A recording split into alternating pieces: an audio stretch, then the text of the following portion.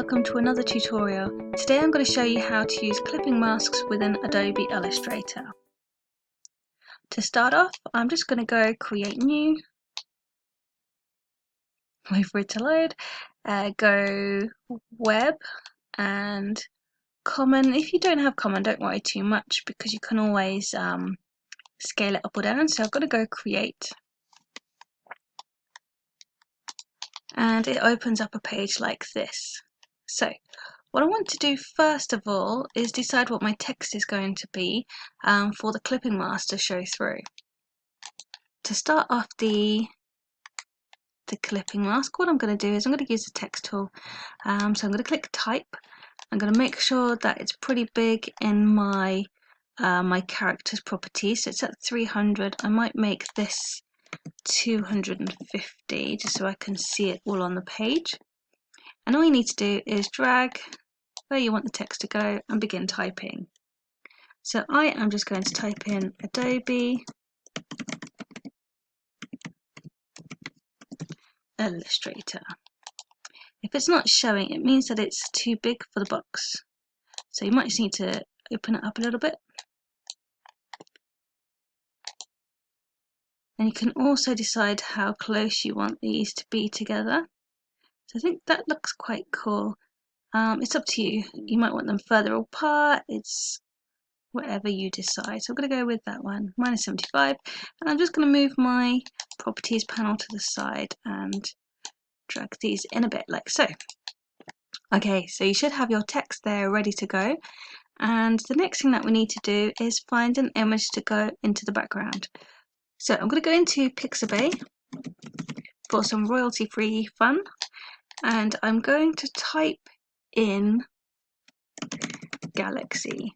I don't know why, but I just kind of like the look of these for some reason.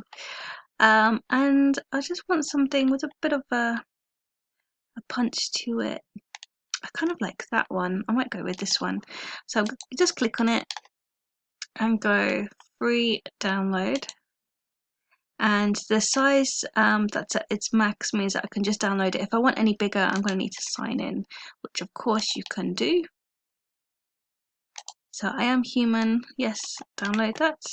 And I'm just going to save this into my images or pictures folder.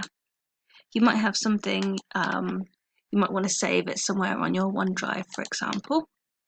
So I've got my image saved, and I'm just going to save this as well. So I'm just going to call this clipping mask. And it's going to save it as an Adobe Illustrator file for now. So if I go File and Place and find the image that I was just working with, and I'm just going to drag it over the text that I've got there, like so, and it hides my text, which is a good thing. Right click and go Arrange, Send to Back. Now, what you'll see is where this text is where the picture will come through. So you can always adjust, you know, whether you want the text to go slightly higher, because of course you don't want it to, you want it to have some cool background coming through. So I'm just going to see how that looks. So to make the clipping mask, you click on the text, hold Shift and click on the background, or you can highlight all of it using the selection tool. And what you need to do is go Control and 7, and you'll see that the image is now showing through on your text.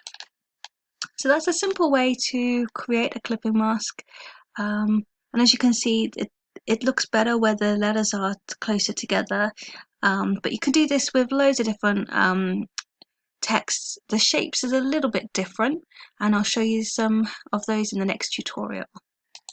So my top tip is to make sure that you've got an image with a really high resolution in the background. This one does look a tiny bit blurry. I don't know if that's just my eyes, but hopefully it works well for you.